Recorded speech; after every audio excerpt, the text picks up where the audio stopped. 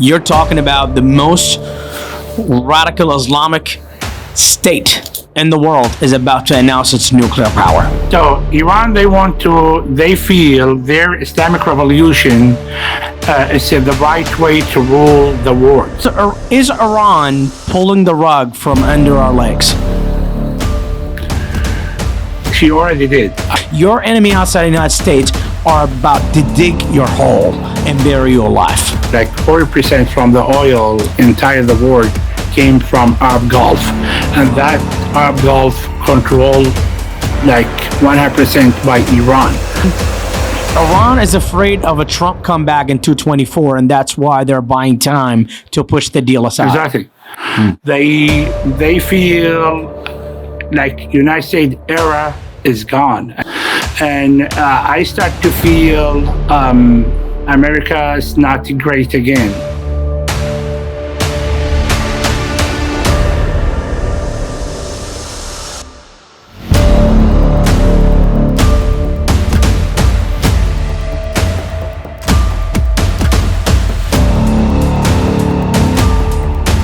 And we have a special guest today. Our guest is Ahmed Al-Zubaydi, who is a former media expert and media advisor to the Iraqi Prime Minister. Ahmed also actually specialized in the Iranian politics and Iranian influence in the Middle East. It's pretty interesting that I personally depended on Ahmed for a lot of information through the years because of his knowledge.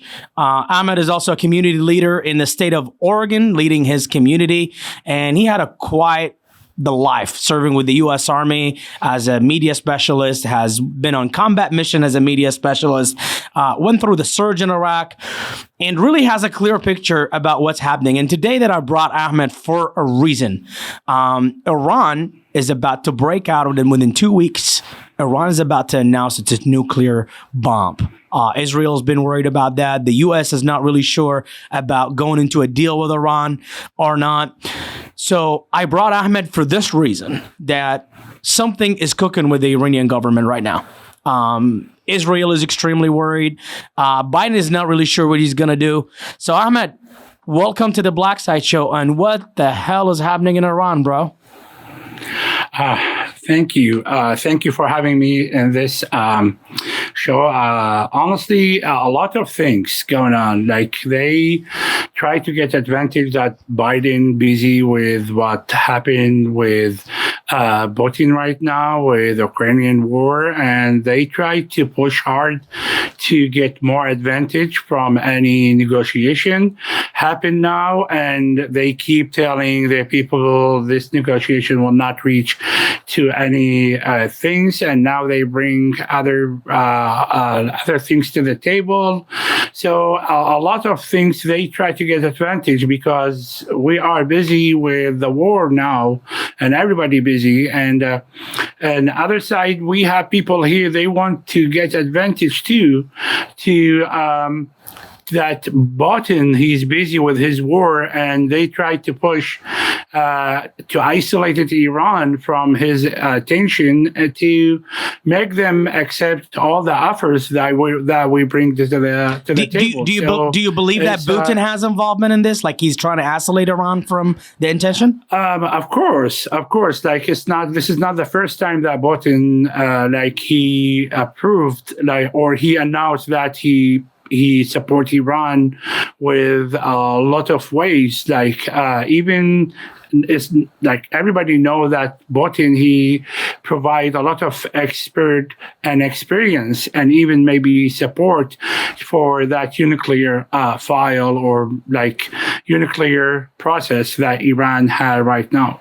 It's been clear that Putin, China, and China and Iran has been on the same table, has been working on the table, has been working above the table, and they are cooperating with each other. However, it's kind of crazy to think that Vladimir Putin is trying to get Iran out of the intention. Meanwhile, Iran is about to do something really big. Is our American politicians that ignorant that they're not aware what Iran is up to?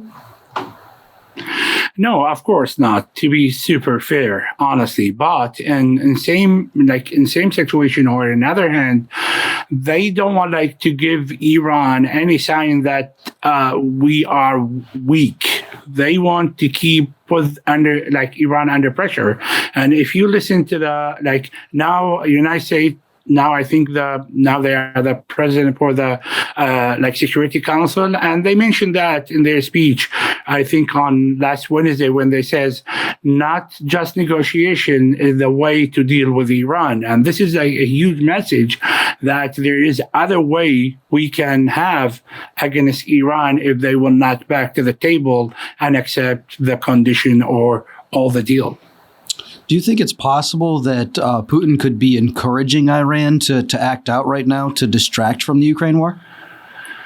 Honestly, from my experience, yes, even if it's not indirect, maybe in indirect way, because Iran feel supported from Russia all the time, and everybody saw how much they supported them in Syria and Iraq, and there is a lot of things common between Russia and Iran, and they support each other because they feel they have one enemy, is the United States. Do you think that that Russia is capable of helping Iran develop their nuclear weapon? So do you think they're completely separate, or could they be actually helping Iran develop nuclears? Honestly, I don't think, I'm sure.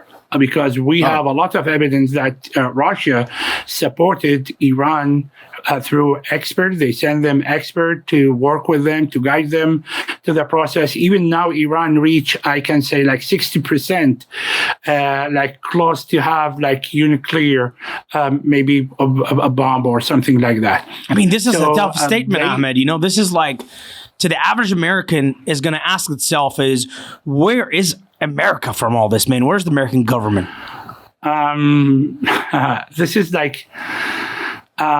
this is a huge, and this is one of the things I feel as a nation start to divide us. And I start to feel America is not great again, honestly, because all those divided and all keep ignorant and try to focus on economy inside. That's make our picture got effect in as a world leader, the big head, the one. So that's affect us a lot. People now, especially in Middle East, they don't feel afraid from our power. They feel like United States era is gone, and now Russia coming to be the leader for the world. This is how they see the things. So basically, you're saying that. So basically, you're saying that America is not as great as it used to be. Of course. Wow. Nobody has a big mind, or a mind, at least a mind, can say yes, America is still a great like before. So basically, they are not as afraid as America as it used to be. America is not the leader of the world stage anymore. Even we have the biggest military forces, the strong military forces, but they don't feel afraid again like before, honestly. So basically, Iran is about to dominate with Russia, and probably China is about to be the new world power. This is obvious, and my concern that will affect the economic too. If they will, because there is some rumors, they will decide to have their own financial system to how can I say it? Because SWIFT now, when we close the SWIFT as because the war between Russia and Ukraine, to put economic pressure, for Russia, now they try to be sneaky with the system, and they try to create their own system, not belong to the dollar anymore. And now China, India, Iran, and Russia, they try to be sneaky with the system and find another way to deal so that will not affect them economically.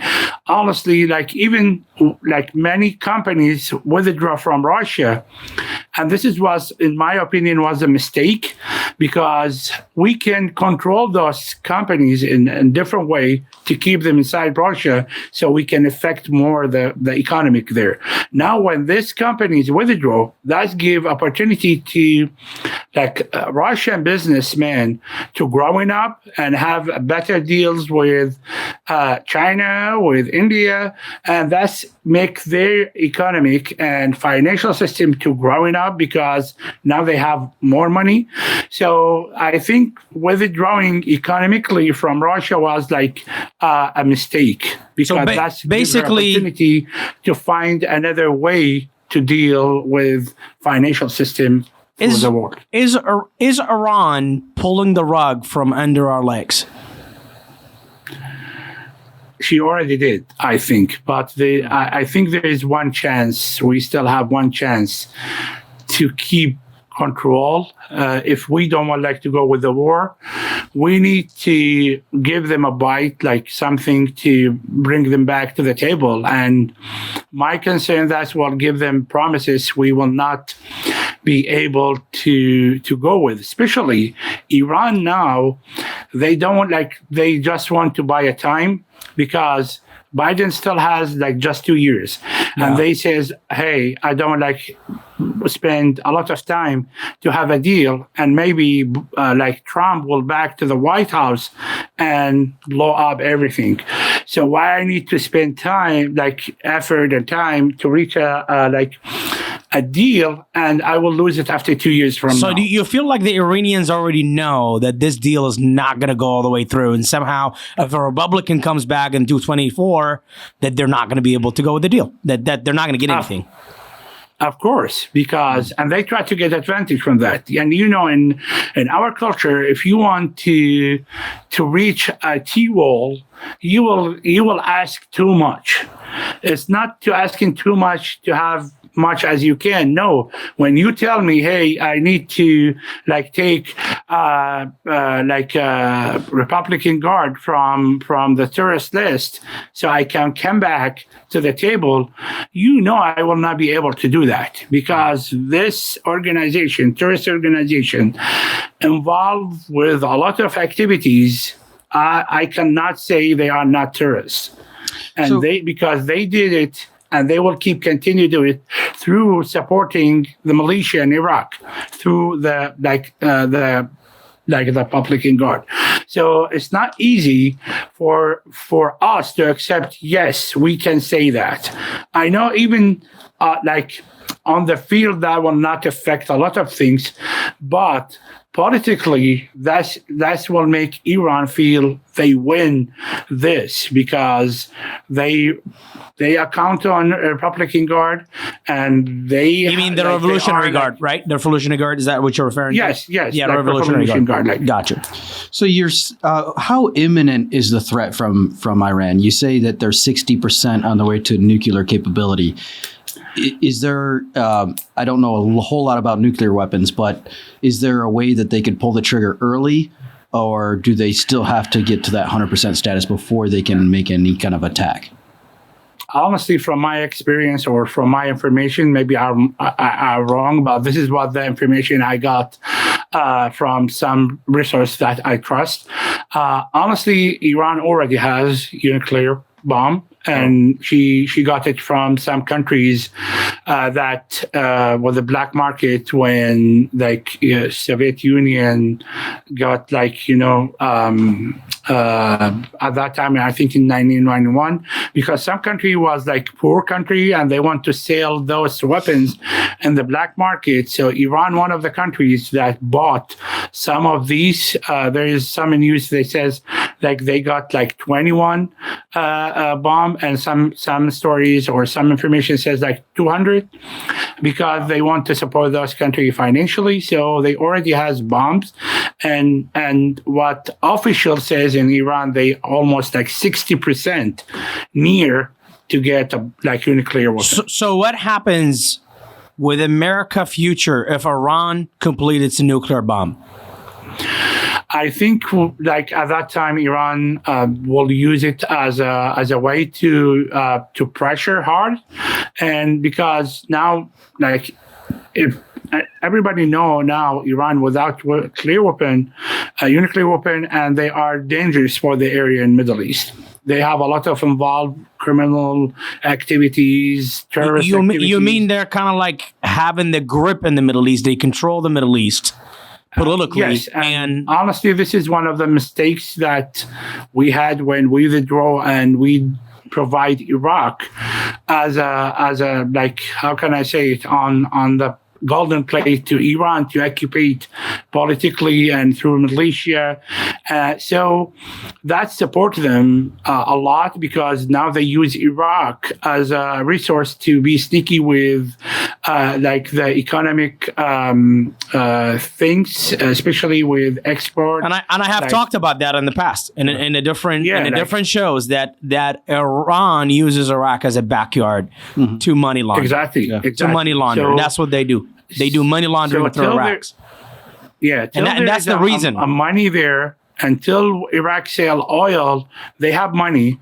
And because the corrupted like governor there, they got a lot of money. And where, like, when they have a lot of money, they can control everything there. And so now they are threatening all the area, not just like Iraq or Syria or like the whole entire continent of the Middle East. Exactly. And all those countries, United States, they have like even bases, or they have like businesses, companies, investment.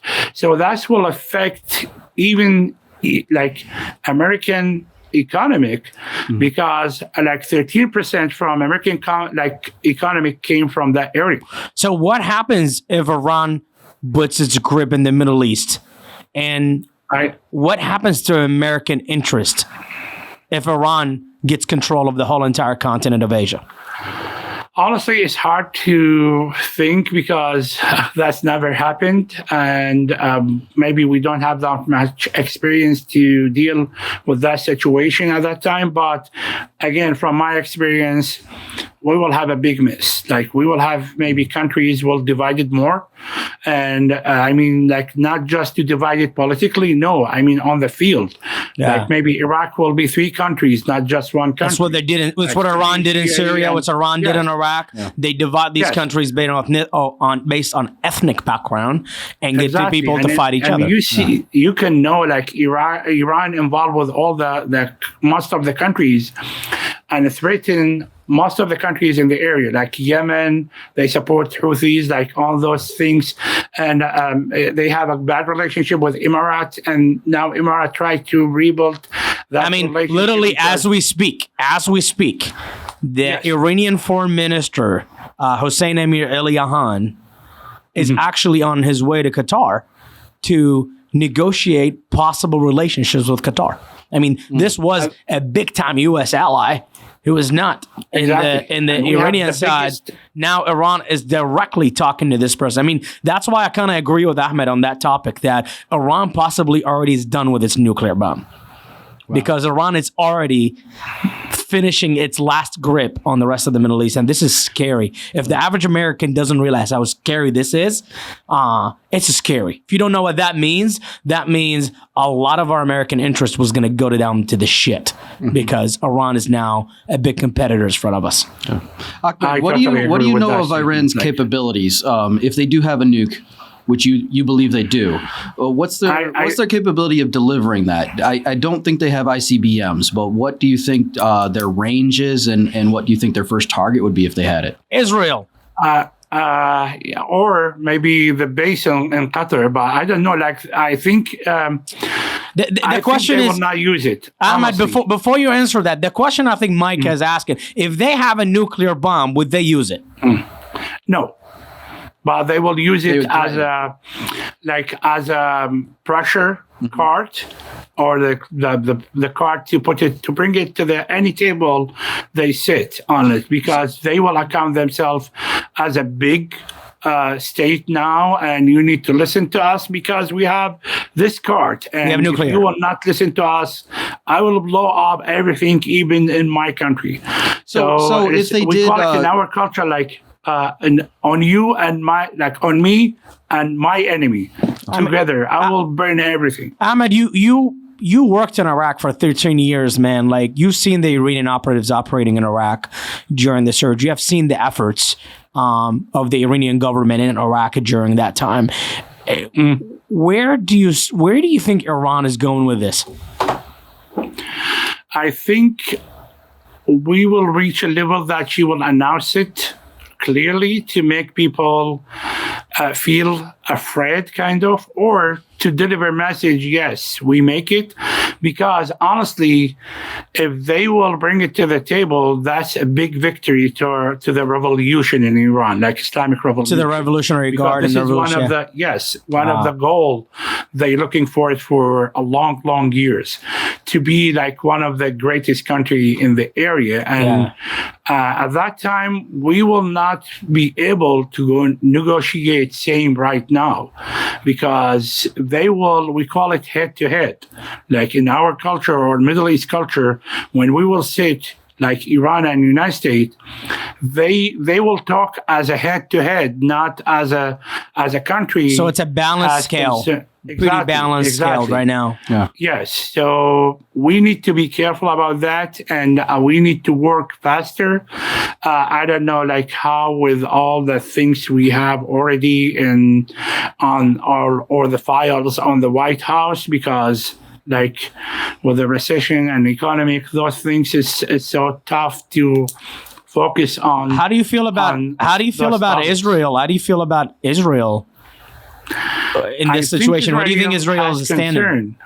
Yeah, I think we'll be concerned too. And if we want to protect Israel, we need to work faster, and we need to focus on this issue and give some, like, to make Iran confident to convey Iran to back to the table, and not think it's just two years deal, but is to make them feel it's long-term deal to make it happen again. Because if we will keep like in our culture, throwing rocks on our neighbors, that will not fix the issue. We need to back to the table.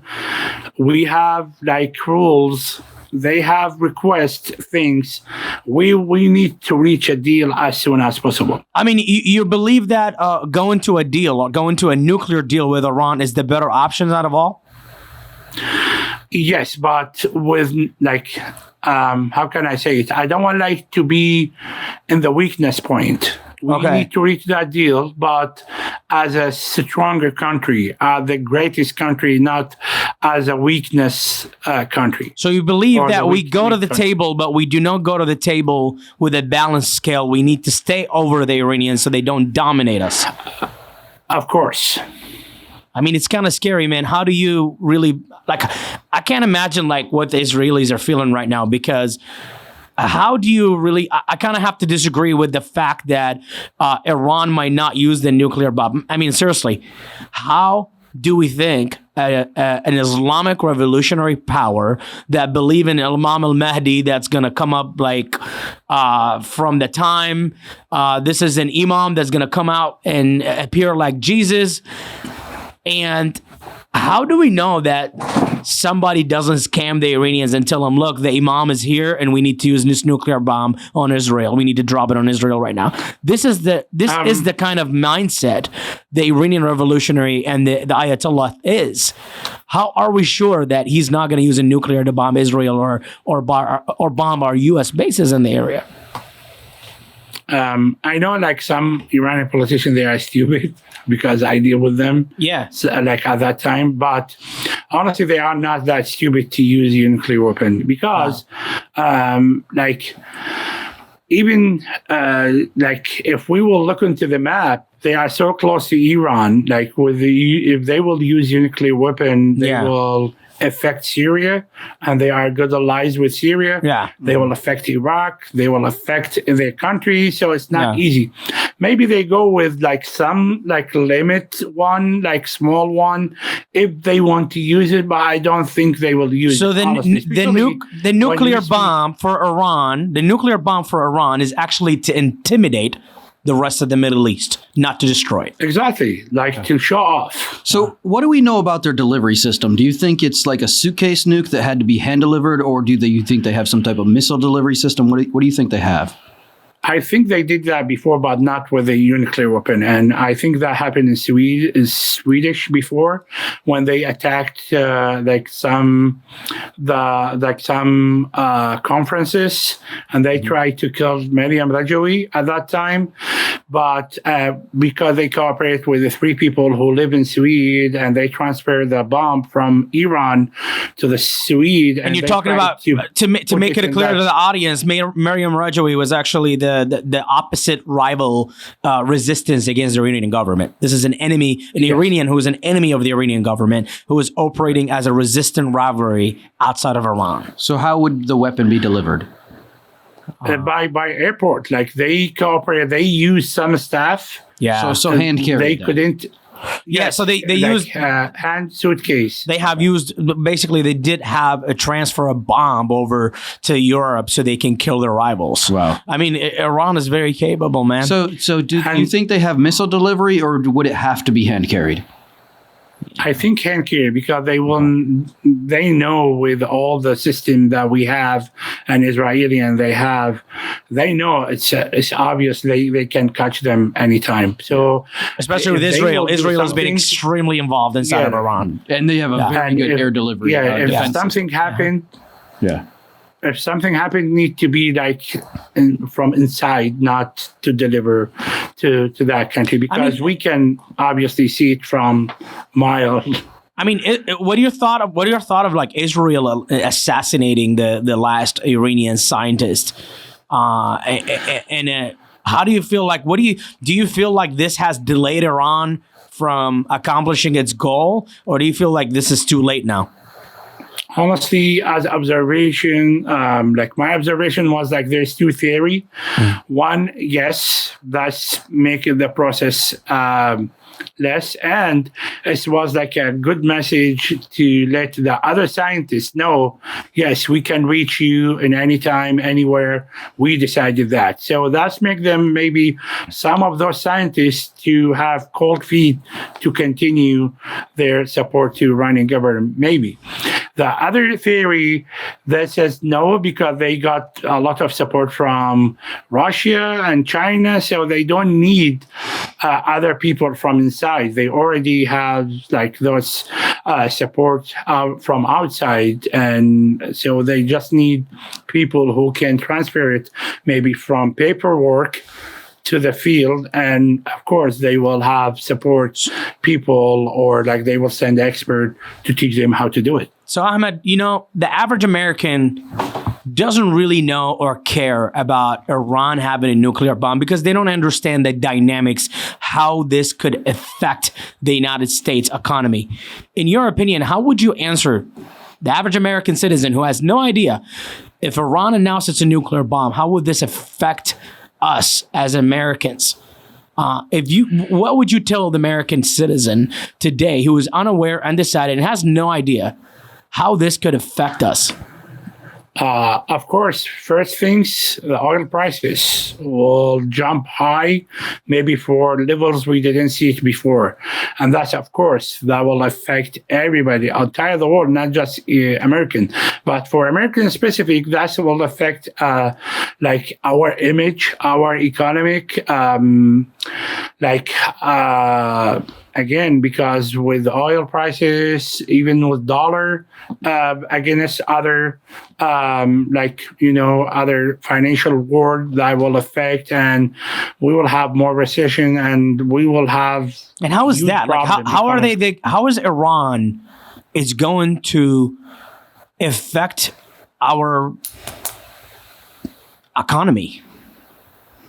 How are they going to do that? By intimidating our allies, or? No, if people, maybe they don't know, 40% from the oil entire the world came from Arab Gulf, and that Arab Gulf controlled 100% by Iran. So if Iran decided to close that Arab Gulf, we will lose 40% from oil that export to the entire of the world, even United States, which means the prices will not just jump a little bit. No, like it will jump super high. And like any stress make the economic more shake. And like, Iran is already on its way on intimidating the rest of the Arab countries, the people that we actually get oil from. Iran is already on its way of building relationships with it. So basically, in your opinion, Ahmed, America is on its way of not being the big dog in the room anymore. No. And honestly, I'm disappointed, to be super honest. I'm very disappointed because I always look to the United States as a great country. For that, I decided to move to the United States because I feel, yes, I need this power to account on this power to carry their, their passport, their nationality, because I want to feel that power when I travel around the world. Now, I don't feel that. Honestly, we are divided more than ever. Yeah. Our economic in bad situation. Even our relationship with the other countries, entire the world, I think is not like before. So I think, again, I'm disappointed. I'm really disappointed. And I think not just me, they have this feeling.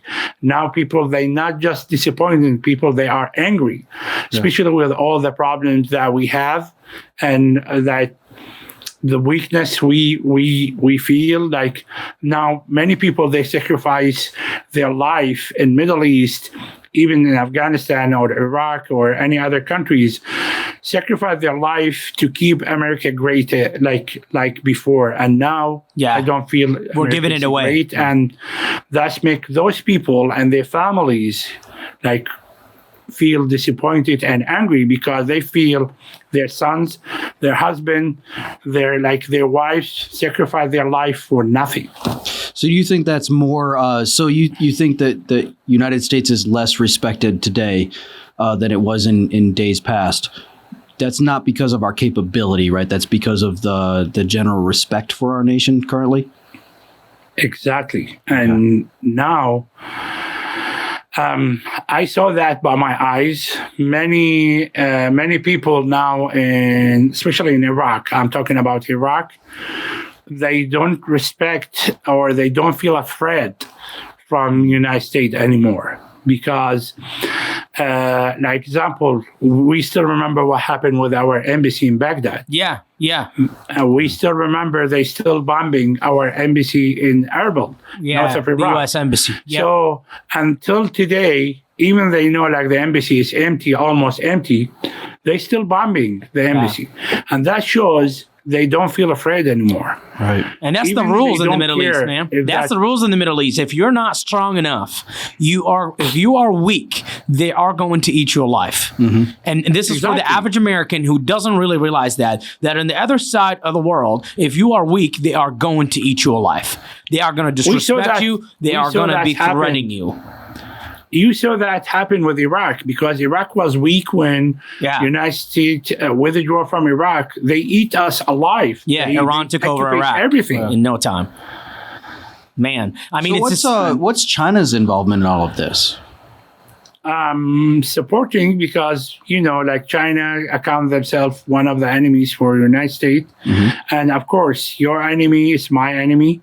So they account on Iran as one of the resources to control the map at that area, because Iran has a good location like Iraq to control maybe Asia, Europe. So China need Iran as a land or strategic land, or as Muhammad says, as a background or backyard area for what we call it Al-Harir Road or Silk Road, to keep their exporting, or even because they know Iran control the Arab Gulf, the Arab Sea, and even they try to use what we call it Silk Road for economic purpose. They came from China through Iran, and they go to the top of Iran to go to the Europe. So they don't need to send ships through the sea and like Red Sea and go to Suez Channel and to go to the Europe, because that will save a lot of money and time for them. So of course they like to support Iran, and it's another country. And China now, they have deal with Iran about Iranian oil, and guess what? They using Iraq account because our corrupted government Of Iraq. to pay for Iran, and Iraq will receive the money and send it to Iran to use it. That's So exactly this how is the Iran does money situation. laundering. Wow. Yeah. So Yes. the backing. So China is a financial partner with Iran. Definitely, 100%. China is actually a the lot. big dog in the room. China is the big Exactly. dog behind these two countries called Russia and Iran. China is the big dragon that's hiding But not behind from it. not from a military perspective, more from a financial perspective. Financial and military. Both. Okay. Yeah. I can say both. So the And, bottom let me tell line, you something. bottom line is, as an American, it doesn't matter what your leader is. It doesn't matter if you're Republican or Democrat. You need an American leader that's going to protect the American interest against Iran, China, and Russia. That is what's happening. And so right now they see the blood in the water because they perceive our leadership as being weak. Exactly. And Ahmed would agree with you on that.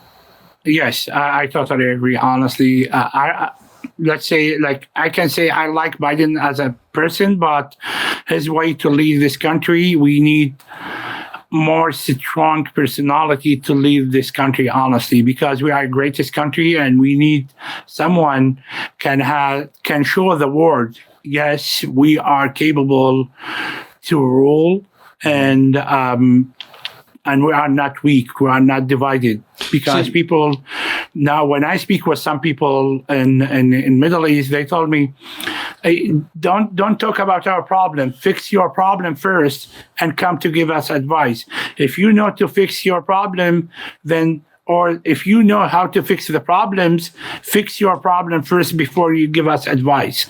So that shows how the other world see us. They see us divided, weak, and we cannot do nothing. So you believe that Iran, Russia, and China, they don't see our military capability as being weak. They just see our resolve to actually have an action plan as weak. Honestly, they know our capacity, like military capacity, and they know how much strong we are. But they know our leaders, they will not use that as a tool, because they are they know we will not be able to go to war, another war right now. So they maybe you have it personally. Maybe if you know, even if you have someone, he's bodybuilder, but he's not able to, or he's not capable to hit you. Why I need to be afraid from him? Yeah. So I think we have same situation. They see America as a bodybuilder, that we have a good muscles, but they know our brain will not use those muscles to keep rule. So of course they will not feel afraid from Our us. response system has gone down. Right. And the truth is, this war that we have between Republican and Democrats is pushing America off the top of the mountain. Now we exactly. so I think we're all on the same page now as far as how the world perceives America. How does this kind of coalition between Iran, Russia, and China, how do they perceive Israel right now? Do they have the same perception of weakness, or do they feel like Israel would rise up and defend itself? Sorry, I'm losing the sound. So, but Sorry. I can hear maybe about how now people Yeah. So do you believe that do you believe that they perceive Israel in the same light as they perceive U.S.? No, honestly, because Israel, they are capable, and they did a lot of activities, and they are not afraid to announce it. Even they use their drones for some attack, and they don't feel afraid to announce it. And this is what make people maybe now concerned from Israel more than United States, because they saw Israel. They don't feel afraid to announce any activity they did. In time, United States have cold feet to take any action, especially even Iraqi people. They ask America or United States government to involve to make those militia withdraw from Iraq and back to Iran. But when United States refused to involve in person with those things, people now they feel lonely, and they feel they lost the support from the United States. And now those militia sit and laugh, like they let you down and they cannot do anything for us. So they feel more powerful now, and they feel it's with all the money they got, with all the, imagine some of those militia, they have weapons. Even Iraqi army, they don't. Okay. They have missiles, they have drones, they have a lot of things because they got those things from Iran. So they don't feel afraid easily anymore. Yeah, so Israeli, I think Israel in recent times not only has displayed the capabilities of defense, but they've also illustrated that they're willing to go on the offensive, right? Do you think that they would go on the offensive if it did seem like an attack from Iran was imminent? I think they will respond to any activities because they have thick skin. They don't feel scared easy, and they are capable to do it, and they did it before. So why not? They can do it again. But I guess what I was asking was, do you think that Israel would sit back and just play defense, or do you think that they would take an offensive countermeasure against Iran? I think they will not sit back because they tried to nagging, or teasing, because they don't want Iranian government to be relaxing. They want them to be tension, because honestly, Israel, they think before they move. Mm-hmm. When you make them tension all the time, that's what make them do mistakes. And this is what Israel want Iranian government do mistakes so we can get advantage from those mistakes. Because when you keep them attention, and we saw what happened when, because there was super attention and stressed, and they bombed the Ukrainian airplane because they couldn't recognize if it's because they was under pressure. Mm-hmm. So this is what I think Israel want to keep Iranian government under pressure all the time, and make them feel they are under attack anytime. So that's what make them not focus and not make them to take a right decision and in the right moment. And Israel has proven itself by attacking Iranian scientists inside of Iran.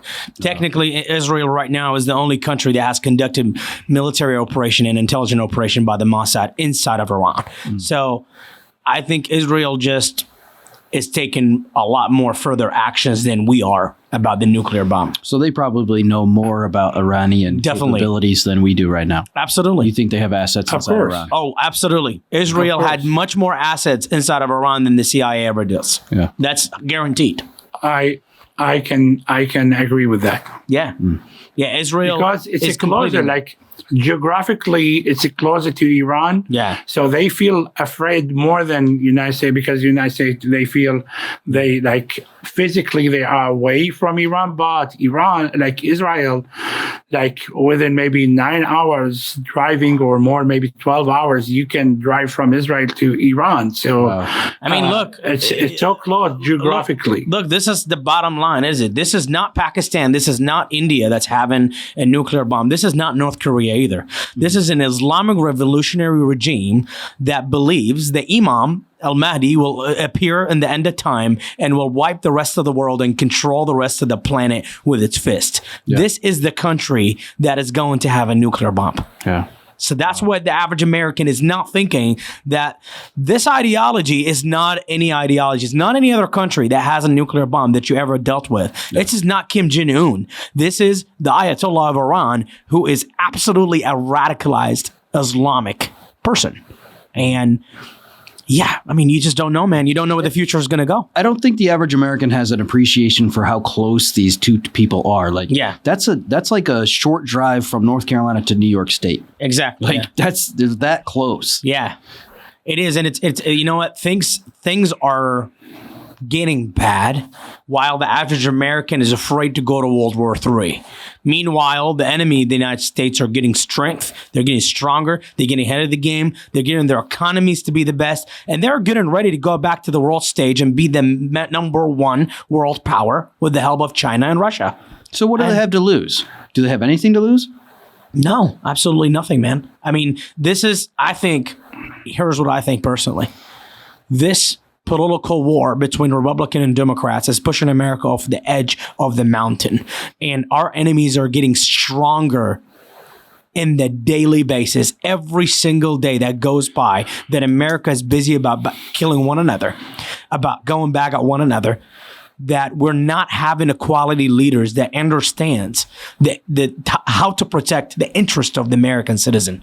Mm-hmm. So you could choose whatever you choose. You can vote whoever you want. You can think whatever you want. You can talk all about rights and whatever you want to talk about inside of the United States. Your enemy outside of the United States are about to dig your hole and bury you alive.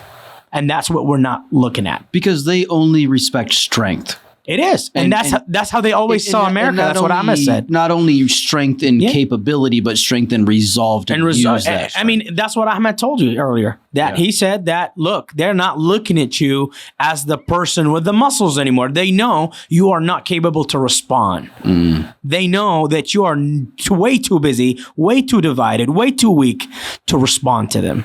Wow. And I'm not here to say like, hey, look, Trump is better than Biden. Biden is better than Trump. This is a lot bigger than you think. Right. The truth is you do need somebody, regardless of what your politic is, we need to learn to put our politics on the side when it comes to the American interest. Mm-hmm. Because at that point, it doesn't matter what you think. It doesn't matter which team you're on. Your enemy is going to get strength, is going to control the continent, and your prices is going to go up. And if our oil prices goes up because Iran is digging a hole for us, the Republican and Democrats are both going to pay the same price at the gas pump, right? Yeah. So the truth is, we are way too busy, and this divided energy that we have among one another is actually affecting us. And this is bigger than what the average American is afraid of. World War III, right? You're afraid of World War III, but you're not going to be happy when you have to pay $40 a gallon one day. Yeah. And if you think that's far, you're not far away. Because if Iran intimidate those countries who gives us a lot of oil, who considers America as number one ally, and now they're going to be forced to bend over to Iran because Iran now has a nuclear bomb, and they are right next door to Iran, and Iran can wipe them right off the face of earth if they say no. Mm-hmm.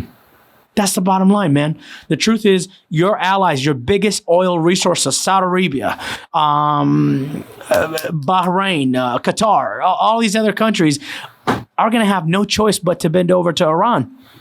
So how beholden are these other Arabian countries to Iran? They're not anywhere close to stand up to Iran. You know what their strength is? Do you know what Saudi Arabia and all these other countries' strength is? You know what the only strength they have against Iran? Financial? No.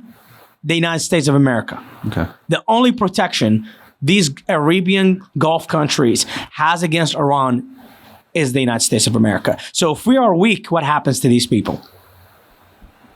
They got no choice. We will let them down. So they're going to do whatever Iran tells them to do? Huh? So they're going to just do whatever Iran tells them to do? I think Iran is on its way, man. Iran is already talking to Qatar. Mm. As I said, as we speak, the Iranian foreign minister is already in Qatar talking about the capabilities they can offer Qatar during the World Cup. It's scary, man. So if Iran tells them to cut off oil supplies to U.S., will they do it? Absolutely, man. Yeah. Because it's someone with a nuclear power is going to be threatening you to do things, and they are right next door to you. Mm. It's not America that's right next door to you. Wow. Yeah, this is a big threat to the United States. And our leaders are not capable, man. We are way too busy of what Fox News and CNN thinks. Meanwhile, our enemy can give a one shit about this. Our enemies are doing what works for them. They're doing what works for them and what's best for them. And what's best for them is the worst for us. Yeah. It's scary. I think where we're going right now, I think the average American does not understand the threat of these three major powers getting together, digging our hole, and they're about to push us into the grave, and we're not even aware. So this is up to the American people to decide, man, to decide where they want, because it's better to do something, as Ahmed said, better to do something about it now than later, because later on you're going to regret it. So bringing back to the nuclear deal, right? Yeah. There's been a lot of talks about this. Where do we stand with this nuclear deal with Iran? Honestly, do you want me to answer this question, or Yes, Please, Ahmed, please. Okay, so honestly, from my we don't do anything right now, and there's a huge tension between two sides. Even if they show up in media and say, yes, we're in a process, but as I understand now, for weeks we don't have any meetings, actual meeting can dive deep with the details. Again, Iran want to buy time because they want to back to the table to have deal can work for 2 years. Because they believe Trump will back to the authority or to the White House. So, and they believe if he will come back, he will blow up this deal. So why I need to spend time and effort and go back and forth in time, I will have deal for 2 years. So Iran, so basically you're saying Iran is afraid of a Trump comeback in 224, and that's why they're buying time to push the deal aside. Exactly. And even our side, like now the official people who work on that deal, they mentioned they don't reach anything with Iran because Iran keep bring some requests to the table every time and make it harder and harder because they be closer to the percentage that will own the nuclear weapon. And now Iran feel day after day more powerful. So of course they will bring more orders or more requests to the table. And that will make it harder to negotiate, harder to reach a deal. And in my opinion, we will not reach anything in end of this, even term for Biden. So you're saying that they're stalling the negotiations and they're meanwhile still developing their nuclear weapons. Of course, because they didn't stop. Right. And everybody know they keep working on it, and they reach, as I know, 60% now. So they are clever. To keep buying time and use it and keep keep back and forth. They didn't shut down the door. They didn't lock it yet to keep buying time to keep the backyard door open so they can back and forth and keep wasting time. And time, our side, they do nothing. In time, they keep working, and we are still still like so the what same exactly area. Sorry. So what exactly are they working on behind the scenes? Are they working on their nuclear capability as far as enriching uranium, or are they also working on their delivery system? Iran is actually enriching uranium. Iran, in my opinion, Iran is waiting for the election of 224 to see who becomes the president. Because that's exactly where Iran's going to move, what next move is. Mm-hmm. Iran's next move is to see who the next president is going to be, to see if the nuclear deal is worth it for them or not. But meanwhile, they're still working hard behind the scenes to actually develop. Iran has never stopped working on its nuclear power. Wow. Never. Yeah, my information, they reach 60% close to uranium. And when they have uranium, it will be like time matter to have the way how can they deliver it, and they can get it from any country or like from black market. They have a lot of people work behind scenes in the black market. And as I know, you can buy a nuclear bomb with some poor countries within maybe $30 million. So getting a nuclear weapon is just time matter. No, Basically, that's it. Basically, Iran on its own way, Iran is getting very close to start slapping us in the face. What's their financial capability? How do they fund all of this? Is it primarily oil exports? It is all oil because Iran depends on oil, man, and they're using Not all just these other oil, countries. honestly, they have the best rugs in the entire of the world. And they have the best pistachio in the world. They use it for export. They are number one. And the example, the exchange with Iraq just last year, they got $22 billion to sell stuff to Iraq. And we will not account the energy because they export energy to Iraq. To Iraq as well. And some oil materials to keep what type of energy? the Iraqi cars Electricity. working. Electricity. Okay. So basically what Iran does is controls these neighboring countries and make them depend on them for energy, just like what Russia is doing to the rest of Europe. Okay. Iran is doing the same exact version that Russia is doing in Europe. It makes those countries depends on them for energy. Iran has gone above and beyond to make these countries stay incapable, to stay weak, and not able to make their own production. What it means, Iran would never let Iraq has good power or good energy or have electricity or been able to make electricity on its own. Iran will always keep Iraq depend on them for energy. And if Iraq ever figures out a way to stand on its feet to provide its own energy, guess what Iran will do? It will assassinate whoever is about to put Iraq one step forward. So Iran is pretty clear about how things goes in Iraq and Syria and all these other countries, Yemen, and what all these other countries. Iran is just a destructive power in the Middle East. How would you describe the government in Iran? What type of government are they? Like what type of control do they have over their people? Do the people have any influence over the leadership in Iran?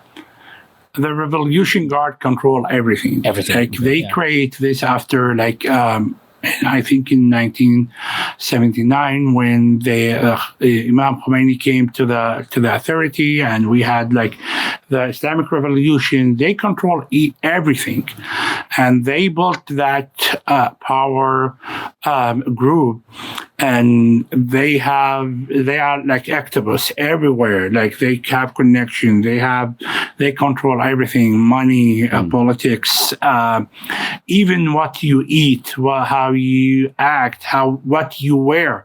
For example, they control even what the female wear. So imagine how much control they have in that country, inside the country. I know some people, they feel angry. Like example, we have in south between Iraq and Iran, there is an area called Al-Ahwaz. And when they try to change politically some stuff, guess what they did? They cut the water. So most of those people who live there, they use farms, and they have a lot of cows, and they produce milk and all those things. Mm-hmm. They cut the water. 90% from those cows dead because they are thirsty. 90% from their farms dead because there's no water. So to make them obey the order for the National Guard. I mean, for the Revolutionary Guard.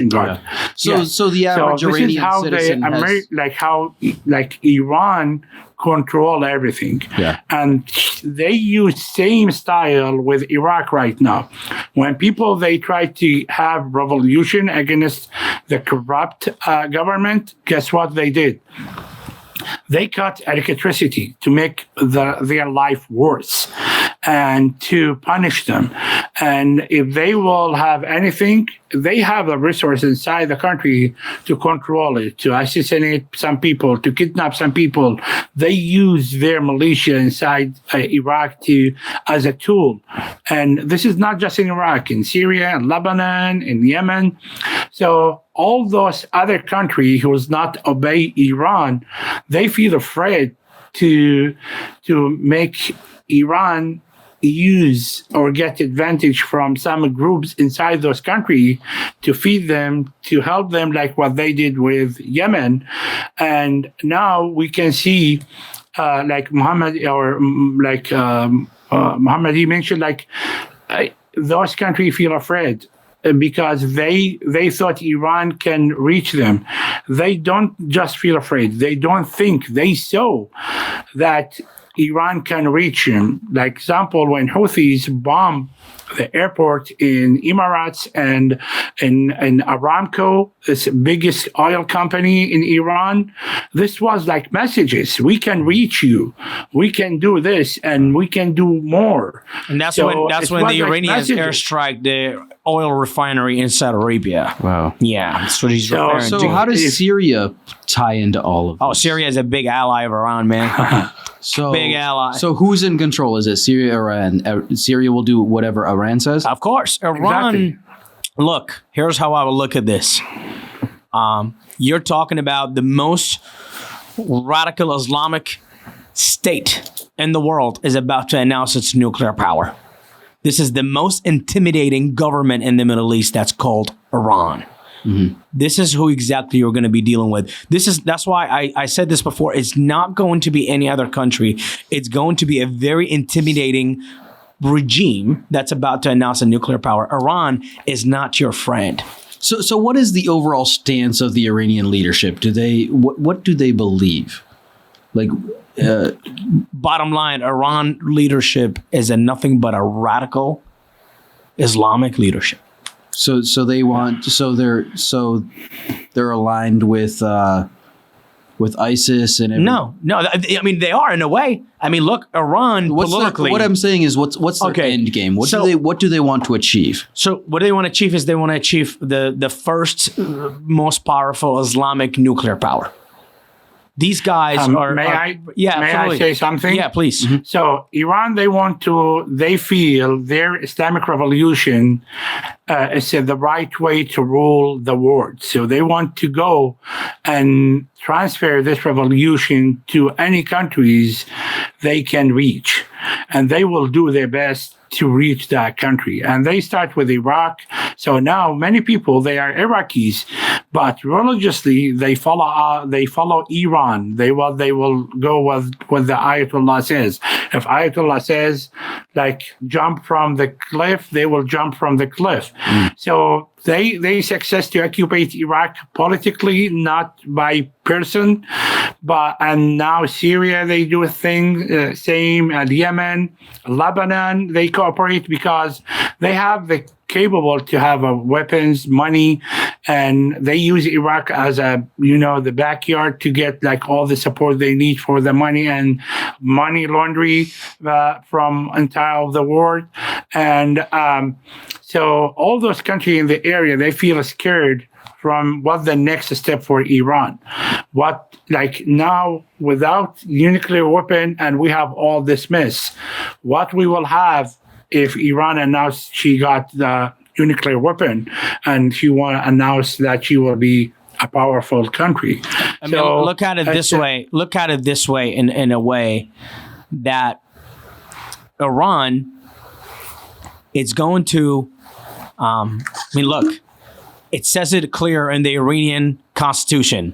It's to manufacture and to transfer the Iranian revolutionary ideology through the whole entire world. And that's exactly what it says in the Iranian constitution.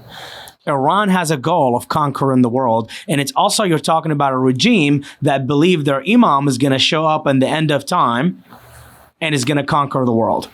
So would you say that Iran is the cultural leader of the Middle East? Absolutely. That's what they're looking into. And look, Exactly. how do you trust them? How people says, you know what, let them have a nuclear bomb just like Pakistan, just like North Korea or whatever. No, this is an ideology that believes the imam will show up in the end of time, and their revolutionary ideology has to be spread through the whole entire world. What it means is Iran is going to push its ideology on you, whether you like it or not. That's what it means. And how ready is the world when Iran pushes ideology on you and you don't want to take it? And you mentioned like Iran that maybe supports some terrorist group. And they do. Like I went to the border between Iraq and Iran, and there is like a camp there where they call it Biara. It's in north of Iraq, in area like in the state called Suleimania. Yeah. And the city was called Benjuin. There is like a camp that Iran helped the Al-Qaeda leader to build that camp there on the border. And they provide support, they provide any help they can, because any miss like happen in any other country around Iran, that will bring advantage to Iran. And you will tell me how. Because they can control that country, and they will keep showing to their people, look, do you want to have same scenario? Do you want displacement? Do you want to lose your home? Do you want to have same mess? This is what America want to bring to your country. Do you want that example to be in your neighborhood? So this is how they was make it as example, Iraq and the MiG, because for that they keep feeding the mess in Iraq. Anytime we will have stable security situation, they will do something to make it worse. You're talking about a regime that supported Al-Qaeda, supported the Taliban. You're talking about ISIS. a regime that will support anybody against you. Okay. And this regime has no limit into who they communicate with, who they help, who they work with, even though them and Al-Qaeda come from very different Islamic background. Even Taliban. They come from a very different Islamic background than the Taliban, but they provided the Taliban a safe haven in Iran. They hosted Taliban leaders. They gave them money because politically, Iran is extremely smart. Is extremely capable. They put all their religious differences. You're not just dealing with a religious radical system. You're also dealing with someone who's politically extremely smart, knows how the dynamics works in the Middle East, and have a relationship with every single person in the Middle East, whether they're allies, whether it's their rivals. No matter what their differences are, they're going to have a relationship with somebody in your country. So Hamody, as someone who was born and grew up in Iraq, what was your perception of Iran growing up? Did you feel like they were the leaders at that point? Yeah. I mean, to be honest, regardless of how terrible Saddam Hussein was, right? Mm-hmm. I'm not telling you like Saddam Hussein was evil. Mm-hmm. But when you're talking about Iran was our main traditional enemy because Iran was trying to interfere in Iraq. So when you were growing up, you were thinking of Iran as the enemy? Of course. I mean, Iran has always been the enemy. We went to war with them for 8 years. Okay. And the only reason we went to war with them for 8 years because Iran was trying to manufacture and spread their revolutionary ideology into Iraq. Mm-hmm. And Saddam was not an Islamic. He was a Ba'athist. Mm-hmm. He was not an Islamist, and he fought against them to push them out from them spreading the ideology, because the ideology was crossing the borders faster than the light. I mean, that ideology of Iran is dangerous, man. Mm-hmm. So you said Saddam was a Ba'athist. What's the leadership? What did the leadership of Iran? What are they considered? They're Islamic revolutionaries. Okay. Yeah, I mean, look, Saddam was pretty much like a communist. He was not a religious guy. He depended on his own system. He was not a religious guy. Mm-hmm. Iran wanted to have a grip of Iraq by spreading the ideology. And this is the danger that we speak about, is that if Iran minds its own business, no one cares what Iran does. So as an Iraqi citizen, you thought of Saddam as a bad guy, but also the Iranian leadership is also bad guys. It's even worse than Saddam. Okay. Because the Iranians are not just trying to control you, the Iranians trying to push their ideology and stiff it right and shove it right through your face. And that's the scary part. And this has been proven in Iraq, that Iran just hired and appointed people in the Iraqi government. They run the show. They control Iraq. And that's what they do in every country. They push their ideology. I mean, look, they did that in Iraq, and it just showed you an example how they can use Iraq for money laundering, how they can keep Iraq independent, not to be able to be dependent, control Iraq. Iraq has to depend on Iran for energy. Imagine when they push this ideology to the rest of the Middle East, to the countries that we depend on with oil. That we depend on for oil. Imagine if they get a grip of Saudi Arabia or Bahrain or... And it's scary. Let me say something. It's not just oil, honestly. Even drugs, like the Iran, I think it's second country in the area after Afghanistan who produce drugs. So they use Iraq as an area, like to move or to export, move and distribute. Drugs to, yes. To what type of drugs? Crystal meth, cocaine, all kind of stuff. Yeah, man. I mean, Iraq, to be honest with you, during my time in Iraq, during my time in Iraq, the whole time I've lived my whole life, lived in Iraq, I have never known what a crystal meth is. Now crystal meth is all over Iraq because of Iran. Yeah, some state we have 60% from population, they use drugs. In Iraq. You're talking about a nation that barely had a beer during my time. Now 60% of this population in Iraq is depending on crystal meth because of what Iran does. Look, man, Iran as a government is nothing but a disease. And that just goes to show you, Iraq is an example to show you when they come into your country, Iran will destroy your society all the way down to the ground. And doesn't that rub you the wrong way? Like Iraqis are traditionally religious people, right? So they don't. No, not all of them. Not all Iraqis are religious. But how do they stand on the use of like drugs? I mean, Iran has its own way, man. Iran not only push drugs on you, Iran is also pushing religion, is pushing Muslim scholars that are preaching every single day. And when your own Muslim scholar, the guy you look up to, does crystal meth and drugs, what are you going to do? You're going to do the same. May I add something? Please. So I will add something. Like Hamody, like he mentioned, like imam things. So till they are like completely believe in that theory, and some Shia like they completely believe in that, and but there's some groups who belong to Iran.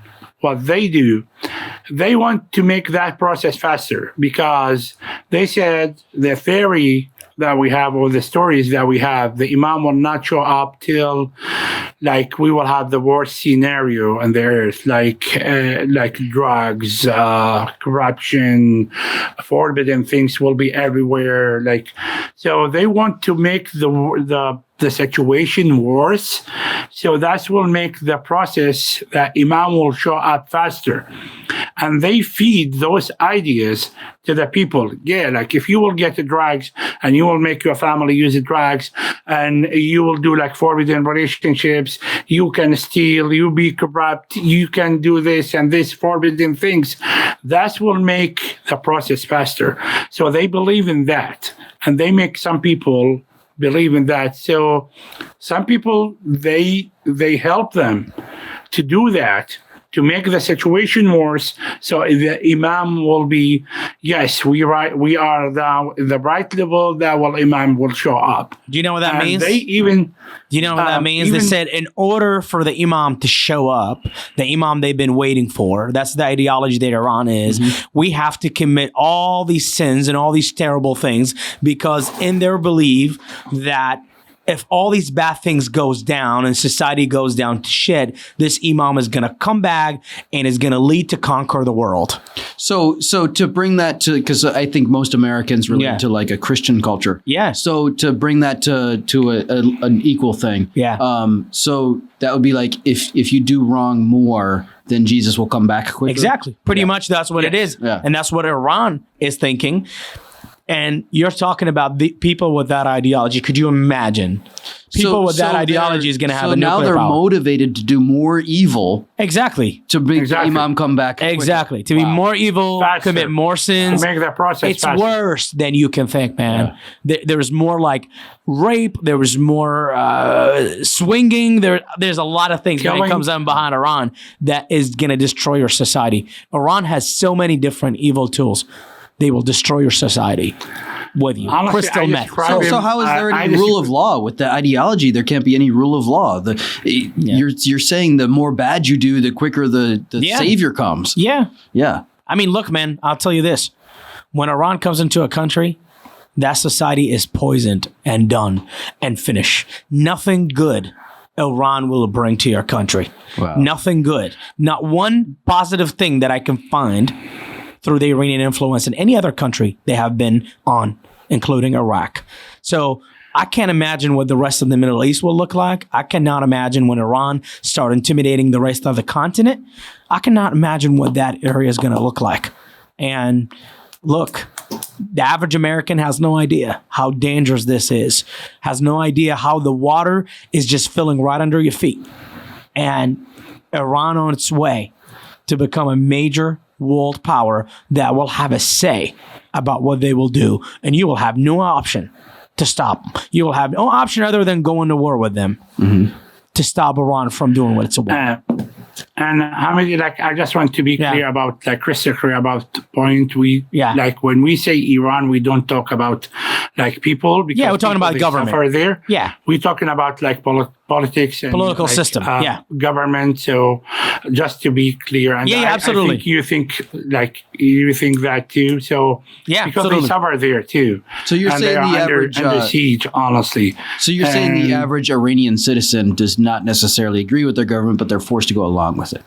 Same thing happened in Iraq. Average. Yeah. I think more than average. I can say 70%. Yeah. 70% of the Iranian people have no option, man. Yeah. The truth is, this is a government that is super evil, that has a political system that pretty much hijacked the country. You're talking about a country that had nude beaches. Now it's an Islamic Revolutionary Guard. Women are not allowed to show their hair. Everybody has to be covered. Everybody has to follow these Islamic rules.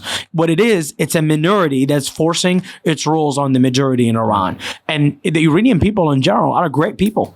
They're an awesome people. They're very educated. They're very smart. But you have this 30% of the country that's pretty much is what the Iranian Revolutionary Guard is a bunch of maniacs. Yeah. Bunch of people that wants to go and conquer the world because their ideology believes that the imam will show up in the end of time and they will conquer the world and the imam will be pretty much the president of the world.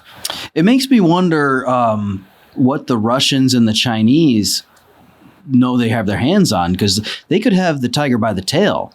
But it's only a matter of time before that tiger I don't believe China and Russia gives a shit what Iran thinks. I think they're using them as a card against us. Right. As Ahmed said, my enemy is your enemy. They could care less what you think, but as long as we can be in the same team against the United States, that's, I think, what it comes to China and Iran. Yeah. Yeah. And it's like it change things. Like China, China is not stupid. If they will not get benefit from Iran, they will not support her that far. Yeah. So they know what they do, and they know, like, Iran is a good ally. Yeah. They put Iran on the front, and they move them from behind scenes to do what they like to do, because they don't want, like, in the front against United States. So they are not stupid, honestly. Like Russia and China, they are not stupid. Even, like, they support them military, like they send them equipment, they like exchanging exports. So, and they deal with them, and they don't care for any economic things come from, like, Security Council. So Ahmed, I have a question for you, and I want to wrap this show with this question. Okay. You have the American people sitting right in front of you, Republican and Democrats. What would be your message in regarding Iran, telling the American people on both sides of the aisle? What would be the one short message you would tell them about Iran? And I will tell them, look to the Iraq. When Iraq was divided, they eat them alive. I don't want, like, to see that in the United States. Back as a union, back as a one nation, work together, cooperate, make us great again, so we will not let Iran occupy America, even like economically, or can control our investment in that area. And you know, when you say make America great again, a lot of people are going to say, "Oh, well, you are a Trump supporter." And I know. how do you explain I'm it not Trump supporter. from an unbiased? Honestly, I'm independent. I don't belong to any Political party in the United States, because like I don't want like to be, but maybe I said this word because I feel United States now don't like, it's look like a sick. I want United States feel good health, or to be healthy again. Let's say it in this way, as a nation, because we are divided. So and basically, anybody don't see that divided, he's blind. So you want American politicians, regardless of party affiliation, to show the resolve and the strength against Iran to resolve this? Exactly. Yes, like there's many ways to figure that out. I want them to act as a family. You know, like each family, they have their inside issue. We don't want people know our weakness point, so they will not use it against us. But look, like any family, they have problem inside. But when someone tries to attack that family, they will work as a team to protect that family. I don't see that in the United States, honestly, now. Everybody think he's right, and we are divided. Now, what make me feel super bad, those disease, like divided disease, transfer from politics to the field. Even people now, sometimes, if something happened for this, he's from Republican Party, I don't care. He's not from Democrats Party, I don't care. In time, we need to know or work as a team, as a one family, to protect this nation. This is the main goal, or the message I want to deliver through you. So the message is very simple. Put your Fox News and your CNN and put your differences on the side, and be aware what Iran is planning for is a lot bigger than all of us. Iran on its way to announce its nuclear power, and it's going to intimidate the shit out of the Middle East. And that's going to affect your economy. What the average American citizen needs to demand, whether they were Republican or Democrat, whether they were liberal or conservative, what they need to demand an American leader that will protect the American interest. I could care less who you vote for, but make sure you vote for a leader that's going to protect the American interest against all these hungry dogs that are looking to eat you alive, called Russia, China, and Iran. This is no joke, the new axis of evil.